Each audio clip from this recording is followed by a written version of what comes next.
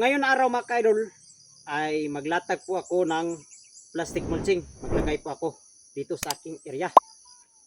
So ito mga kaidol, silver yung aking gamit mga kaidol na plastic mulching. So samahan niyo po ako sa paglagay ng plastic mulching mga kaidol dito sa aking area.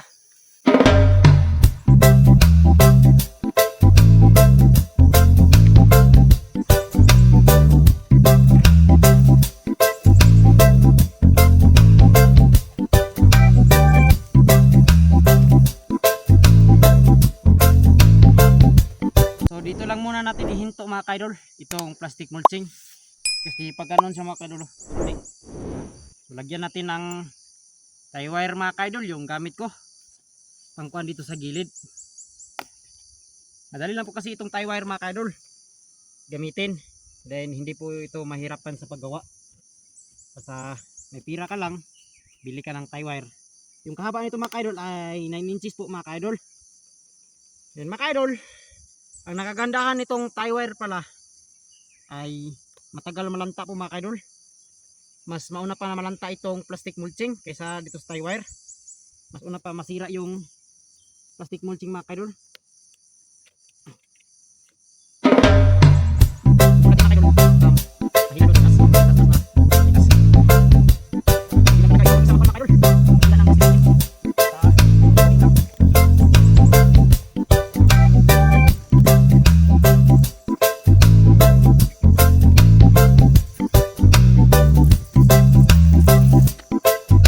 Yan, dito na po yung sa gilid. Lock natin mga kaidol. At sal yung aking tatanim dito mga kaidol.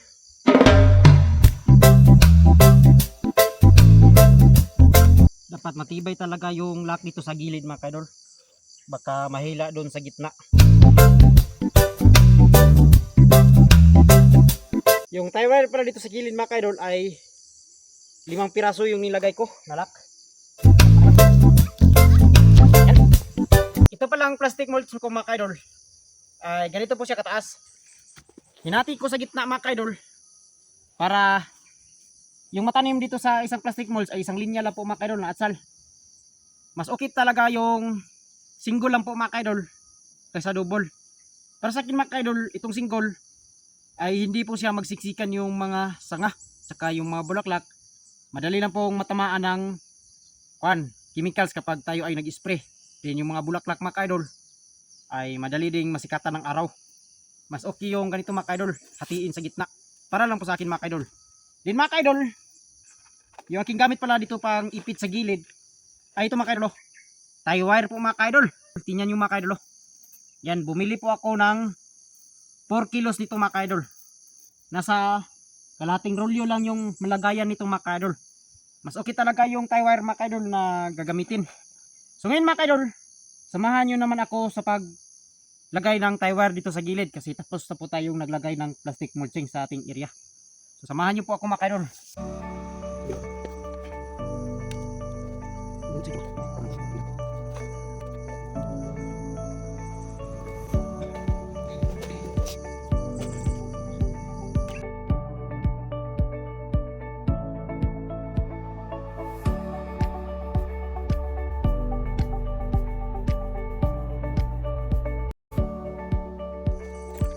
Ayun sa atin.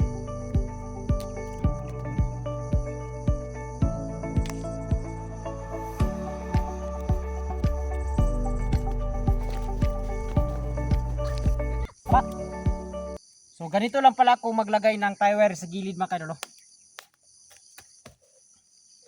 Madali lang po mga kaidol. Ilagay yung tie wire. Pagkatapos niyan sa gilid mga kaidol ay nilalagyan ko talaga dito sa gitna para napakatibay mga kaidol. Hindi talaga matangay ng hangin yung ating plastic mulching. Ganyan lang aking pamaraan mga kaidol.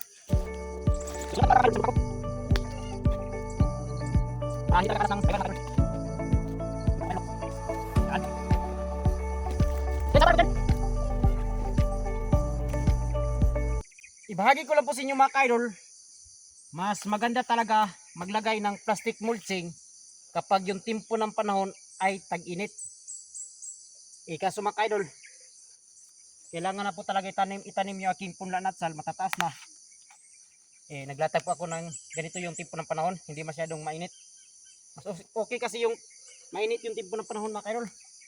Kasi itong plastic mulching ay madali lang po siyang mabinat sa gilid at saka sa gitna.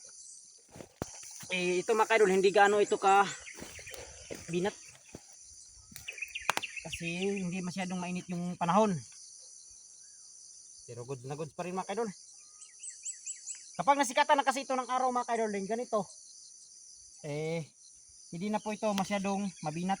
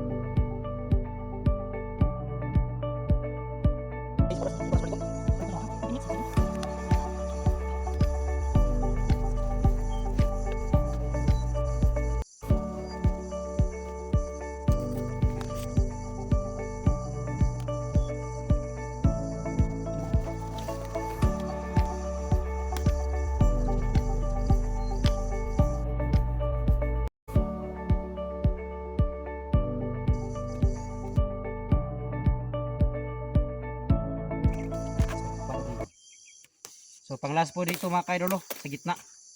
So yun lang mga kaidol, salamat sa panonood. Paki-like and share and subscribe lang po mga kaidol. So para updated po kayo sa susunod na gawain ko dito sa pagtatanim ng atsal at saka kahit ano yung mga matanim ko dito sa bukid.